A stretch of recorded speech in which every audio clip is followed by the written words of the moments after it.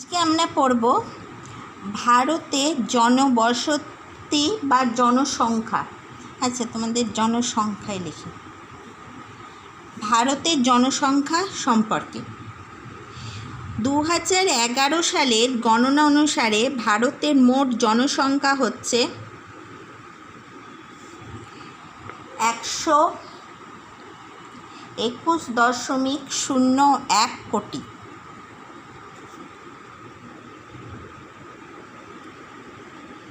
ঠিক আছে, এর মধ্যে পুরুষ আছে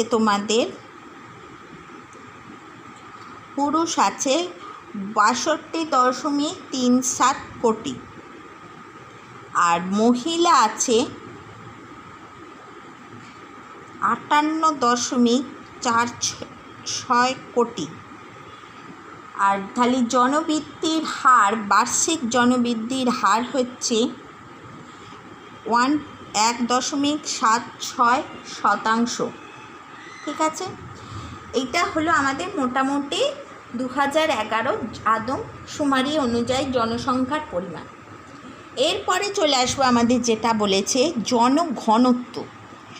জনঘনত্ব কাকে বলছে না, কোনো নির্দিষ্ট অঞ্চলে মোট জনসংখ্যা এবং মোট জমির ক্ষেত্রমানের অনুপাত, অর্থাৎ কোনো নির্দিষ্ট অঞ্চলে প্রতি একক ক্ষেত্রমানে গড়ে যতজন লোক বাস করে তার সংখ্যাই হলো জনঘনত্ব।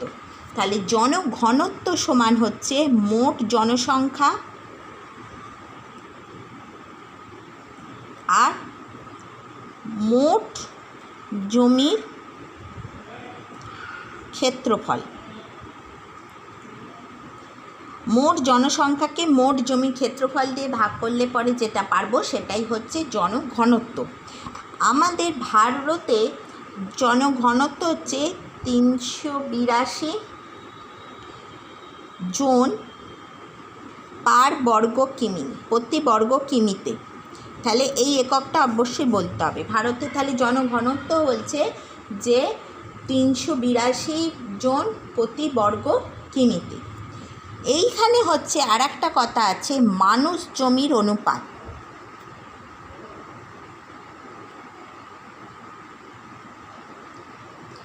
মানুষ জমির অনুপাতটা কি না, মোট জনসংখ্যার সাথে কার্যকর জমির অনুপাত হলো মানুষ জমির অনুপাত। অর্থাৎ কোনো অঞ্চলের মোট জনসংখ্যাকে অঞ্চলে মোট কার্যকরী জমির ক্ষেত্রমান দিয়ে ভাগ করলে যে সংখ্যাটি পাওয়া যায় তাকেই বলছে মানুষ জমির অনুপাত। তাহলে মানুষ জমির অনুপাত হচ্ছে মোট জনসংখ্যা বাই মোট কার্যকর জমির ক্ষেত্রমান বা ক্ষেত্রফল একই ব্যাপার। ঠিক আছে, তাহলে জনঘনত্ব আর কার্যকর আর মানুষ জমির অনুপাতের মধ্যে পার্থক্যটা কী হলো না, যতটা জমি আছে দেশে সেই জমি দিয়ে মোট জনসংখ্যাকে ভাগ করলে জনঘনত্ব পাবো, আর সেই জনঘনত্ব আর কার্যকর এই মোট জনসংখ্যাকে কার্যকর জমি মানে যেই যতটা জমি আমরা কাজের উপযুক্ত, যতটা জমি আমাদের দেশে কাজে লাগছে সেটা দিয়ে ভাগ করলে যেটা পাবো সেটাই হচ্ছে মানুষ জমির অনুপাত। আর হচ্ছে এরপরে আমরা চলে যাব যে জনঘনত্ব অনুসারে ভারতকে কয়েকটা অঞ্চলে ভাগ করা হয়। জনঘনত্ব অনুসারে ভারতকে প্রথম অঞ্চল হচ্ছে অত্যধিক জনঘনত্ব,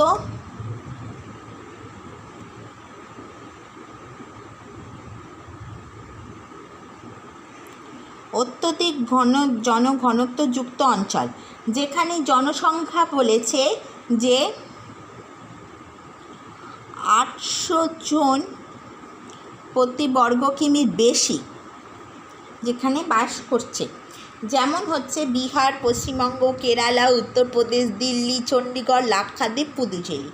কারণ হিসাবে বলেছে এখানকার উন্নত জলসেচ, কৃষির উন্নতি, শিল্প, পরিকাঠামোগত উন্নত, কেরালা বাগিচা ফসল, অন্যান্য কৃষির উন্নতি, দ্রুত নগরায়ন, দিল্লি চণ্ডীগড় প্রশাসনিক কেন্দ্র, এই জন্য এই অঞ্চলটা হচ্ছে এত জনঘনত্বপূর্ণ।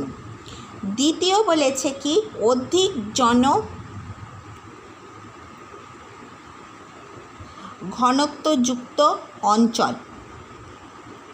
অধিক জনঘনত্বযুক্ত অঞ্চল হচ্ছে 401 থেকে প্রায় 800 জন লোক প্রতি বর্গ কিমিতে বাস করবে। এখানে কি কি অঞ্চল পড়ছে না, পাঞ্জাব, হরিয়ানা, তামিলনাড়ু, ঝাড়খণ্ড, দাদরা, নগর হাভেলি। কারণ বলেছে পাঞ্জাব ও হরিয়ানা সবুজ বিপ্লবের প্রভাবে কৃষির উন্নতি, বর্তমানে শিল্পের বিকাশ, তামিলনাড়ু কাবেরী অববাহিকা উপকূলে কৃষিতে উন্নত, ঝাড়খণ্ড খনিজ উত্তোলন ও শিল্পে উন্নত। 3 নম্বর বলছে মধ্যম জনঘনত্ব যুক্ত অঞ্চল হচ্ছে 201 থেকে 400 জন লোক প্রতি বর্গ কিমিতে বাস করে। জায়গাগুলো হচ্ছে অসম, গোয়া, মহারাষ্ট্র, ত্রিপুরা, অন্ধ্রপ্রদেশ, কর্ণাটক, গুজরাট, উড়িষ্যা, মধ্যপ্রদেশ, রাজস্থান। মহারাষ্ট্র, গুজরাট কৃষি শিল্পে উন্নত, অন্ধ্রপ্রদেশ, কর্ণাটক, উড়িষ্যা, মধ্যপ্রদেশ খনিজ দ্রব্য উত্তোলন ও খনিজ ভিত্তিক শিল্পে উন্নত। আসাম সাধারণত বাগিচা ও কৃষিতে উন্নত। 4 নম্বর বিরল জনঘনত্ব যুক্ত অঞ্চল। এখানে হচ্ছে 101 থেকে 200 জন লোক প্রতি বর্গ কিমিতে বাস করে। মেঘালয়, মণিপুর, নাগাল্যান্ড, হিমাচল প্রদেশ, উত্তরাখণ্ড, জম্মু কাশ্মীর, ছত্তিশগড়। উত্তর পূর্বের রাজ্যগুলিতে প্রাকৃতিক প্রতিকূল পরিবেশ, কৃষিতে অনুন্নত। উত্তর ভারতের রাজ্যগুলি পার্বত্য অঞ্চলে অবস্থিত, ফলে শিল্পে উন্নত, সেজন্য এখানে জনঘনত্ব কম। 5 নম্বরে হচ্ছে অতি বিরল। এখানে একদমই জনঘনত্ব নেই বললেই চলে। হচ্ছে 100 জনেরও কম লোক প্রতি বর্গ কিমিতে এখানে বাস করে। অরুণাচল ও সিকিম পার্বত্য অঞ্চলে কৃষিতে অনুন্নত, দুর্গম বলে আন্দামান নিকোবর দ্বীপপুঞ্জ মূল ভূখণ্ড থেকে দূরে অবস্থিত এবং এখানে রয়েছে গভীর বনভূমি। তাই অরুণাচল প্রদেশ, মিজোরাম, সিকিম, আন্দামান নিকোবর দ্বীপপুঞ্জ এই জায়গাগুলো এই অতি বিরল জনঘনত্ব অঞ্চলের মধ্যে পড়ছে। এবার আমরা দেখব যে কোথায় মানে কী কারণে কোনো অঞ্চলে জনসংখ্যার বণ্টনে তারতম্য হচ্ছে। প্রথমত বলেছে কি প্রাকৃতিক কারণ। প্রাকৃতিক কারণের মধ্যে হচ্ছে ভূপ্রকৃতি। ভূপ্রকৃতি বলতে 3টে ভূপ্রকৃতি বোঝায় আমাদের, পার্বত্য, মালভূমি আর হচ্ছে সমভূমি। পার্বত্য অঞ্চলে ভূপ্রকৃতির জনসংখ্যা খুবই কম হবে, কারণ প্রতিকূল পরিবেশ, এখানে শিল্প কৃষি কিছুই গড়ে ওঠে না। মালভূমি অঞ্চলে জনঘনত্ব বা জনসংখ্যা একটু বেশি হবে, কারণ এখানে শিল্প আর খনিজে প্রাধান্যটা থাকছে। সবথেকে বেশি জনসংখ্যা দেখা যাবে আমাদের সমভূমি অঞ্চলে, যেখানে কৃষি, শিল্প, যোগাযোগ ব্যবস্থা সবই উন্নত। নদ নদী, সাধারণত আমরা প্রাচীনকাল থেকেই দেখব যে সভ্যতার বিকাশ কোথায় ছিল না, নদী অববাহিকাগুলোতে, বড় বড় নদীর অববাহিকা। তাই যেখানে নদী আছে সেখানে কৃষিকাজ হবে, যোগাযোগ ব্যবস্থা জলপথের মাধ্যমে হবে, পানীয় জলের একটা ভাণ্ডার পাওয়া যাবে, সেজন্য নদী অববাহিকাগুলোতেই বেশি জনবসতি গড়ে ওঠে। জলবায়ু, মরু জলবায়ু আর চরম ভাবাপন্ন জলবায়ু অঞ্চলে কিন্তু লোক সংখ্যা বেশি হয় না। বিশেষ করে যেখানে জলবায়ুগুলো সমভাবাপন্ন সেই সব অঞ্চলে বা জনবসতি বেশি গড়ে ওঠে। মৃত্তিকা, মৃত্তিকা বলছে উর্বর মৃত্তিকা, যেসব মৃত্তিকাতে কৃষিকাজ ভালো গড়ে উঠবে সেই সব মৃত্তিকাপূর্ণ অঞ্চলেই, মৃত্তিকা গঠিত অঞ্চলেই, বিশেষ করে পলিমাটি অধ্যুষিত অঞ্চলেই জনবসতি বেশি দেখা যায়। বনভূমি, যেসব অঞ্চলে বনভূমির প্রাধান্য রয়েছে, মানে বনভূমি থেকে একটা জীবন ধারণ করার রসদ পাওয়া যাবে, সেই সব অঞ্চলে জনবসতি গড়ে ওঠে। এরপরে চলে আসবো আমরা অর্থনৈতিক কারণ। অর্থনৈতিক কারণের মধ্যে প্রথম হচ্ছে কৃষি। কৃষি ও অধ্যুষিত বা উন্নত কৃষি ব্যবস্থা যেখানে গড়ে উঠবে সেইখানে জনবসতি বেশি গড়ে উঠবে। কৃষি না থাকলেও যে অঞ্চল শিল্পে উন্নত সেই অঞ্চলেও কিন্তু জনবসতি গড়ে উঠবে। যোগাযোগ, যাতায়াতের সুবিধা রয়েছে, রাস্তাঘাট, রেল লাইন, উন্নত জলপথ, সেসব জায়গায় জনবসতি গড়ে ওঠে। আর একটা হচ্ছে খনিজ সম্পদ। কৃষিও নেই, শিল্পও নেই, কিন্তু প্রচুর পরিমাণে খনিজ সম্পদ, যেমন আমাদের ছোটনাগপুর মালভূমি, সেখানেও কিন্তু এই জনবসতিটা গড়ে উঠবে।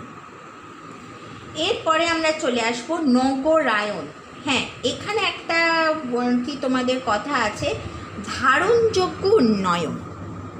এইটা খুব ইম্পর্টেন্ট শর্ট কোশ্চেনের জন্য। ধারণযোগ্য উন্নয়ন বলতে কি বোঝো না? কথাটার অর্থ হলো পরিবেশের সঙ্গে সামঞ্জস্যপূর্ণ এক দীর্ঘকালীন ও সামগ্রিক মানব উন্নয়ন পরিকল্পনা, যার মাধ্যমে মানুষের সামাজিক উন্নতি ঘটে এবং মানুষ দারিদ্র্য, অশিক্ষা ও দুর্ভিক্ষ প্রভৃতি আর্থসামাজিক অভিশাপ থেকে মুক্ত হতে পারে। এক কথা বলতে বলা হয় যে উন্নয়ন পরিকল্পনার মাধ্যমে প্রাকৃতিক পরিবেশের ভারসাম্য নষ্ট না করে দেশে সামগ্রিক মঙ্গল সাধন করা হয় তাকেই বলছে ধারণযোগ্য উন্নয়ন। এবার বলছে ধারণযোগ্য উন্নয়নের প্রয়োজনীয়তাটা কি না, দারিদ্র্য দূরীকরণ, জনসংখ্যা সম্পর্কিত স্থায়ী উন্নয়ন, মানুষের ভোগের পরিবর্তন, স্বাস্থ্য সুরক্ষা, গ্রামীণ উন্নয়ন, পরিবেশের সঙ্গে সাদৃশ্য রেখে জৈব প্রযুক্তির ব্যবহার, উন্নয়নশীল দেশগুলির স্থায়ী উন্নয়নের জন্য আন্তর্জাতিক ও অভ্যন্তরীণ সহযোগিতা প্রভৃতি হলো ধারণযোগ্য উন্নয়নের অন্তর্গত। এরপরে আমরা করব ভারতে শহর ও নগর গড়ে ওঠার কারণ। এখানে প্রথমেই হচ্ছে শহর আর নগর তো প্রাকৃতিক পরিবেশ থেকে হয় না, প্রথম পরিবেশটাই হচ্ছে অর্থনৈতিক। উন্নত পরিবহন, শহর হতে হলে পরে সেখানে পরিবহন ব্যবস্থা উন্নত হতে হবে, সড়কই বলো, রেলপথই বলো, যাবতীয়। তারপরে হচ্ছে শহর কোথায় গড়ে উঠবে, যেখানে বড় বড় শিল্প স্থাপন হয়েছে, শিল্পের উন্নয়ন, বড় বড় কারখানা যেখানে গড়ে উঠবে সেখানেই আমরা দেখব শহর আর নগরটা গড়ে ওঠে। এরপর হচ্ছে ধর্মীয় সামাজিক।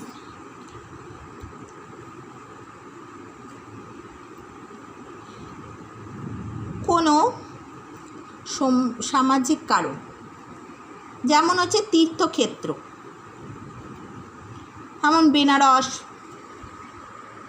মথুরা, এই সব জায়গাতে কি হয়, আমাদের হিন্দুদের তীর্থক্ষেত্র রয়েছে, আজমির, গয়া, সেই সব জায়গাগুলোতে মানুষ তীর্থের জন্য শহর ও নগর গড়ে ওঠে, তীর্থক্ষেত্রে করার জন্য। সামাজিক উৎসব, কিছু জায়গা আছে কিছু উৎসবের জন্য বিখ্যাত, যেমন শান্তিনিকেতনের পৌষ মেলা, তারপর হচ্ছে দক্ষিণেশ্বর, বেলুড়, এই সব জায়গাতে সামাজিক কিছু উৎসবের জন্য শহর বা নগর গড়ে ওঠে। প্রশাসনিক ও সাংস্কৃতিক কেন্দ্র।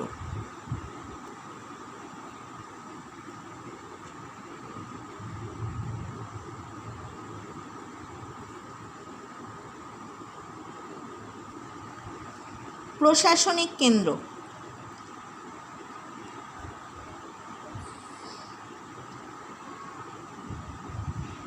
যেমন হচ্ছে চণ্ডীগড়, লখনৌ, নতুন দিল্লি, গান্ধীনগর, যেখানে প্রশাসন ব্যবস্থাকে কেন্দ্র করে আইন আদালত অবস্থিত, সেখানে ধীরে ধীরে জনপদের আয়তন বৃদ্ধি পেতে পেতে শহরে পরিণত হয়। শিক্ষা সংস্কৃতি,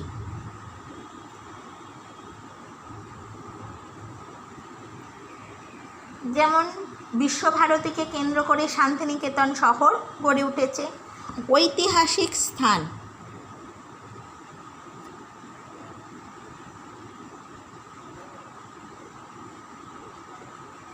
রাজগীর, যোধপুর, আগ্রা, মহীশূর প্রভৃতি শহর ঐতিহাসিক শহরের জন্য বিখ্যাত, তাই এখানে কি হচ্ছে যে শহর গড়ে উঠেছে।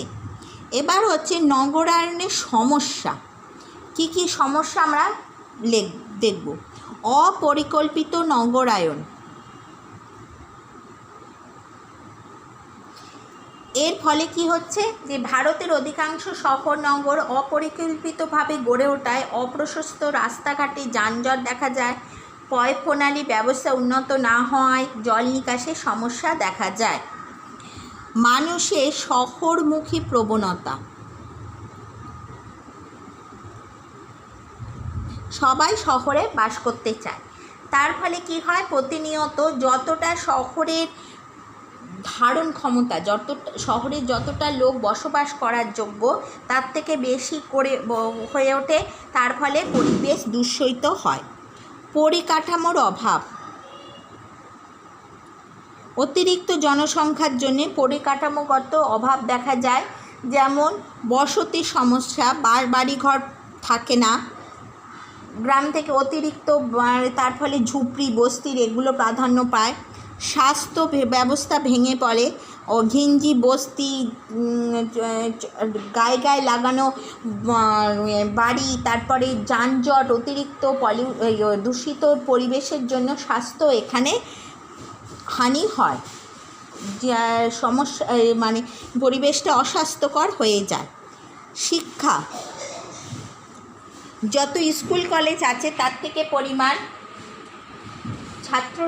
ছাত্রছাত্রীর সংখ্যা বাড়ার ফলে ঠিকমতো কী হয়ে যায়, শিক্ষার গুণমান হ্রাস পেতে থাকে। আর জল নিকাশ, একটু আগে বলেছিলাম যে পয়ঃপ্রণালীর ব্যবস্থা পরিকল্পিত না হলে পরে জল নিকাশের একটা সমস্যা দেখা যায়।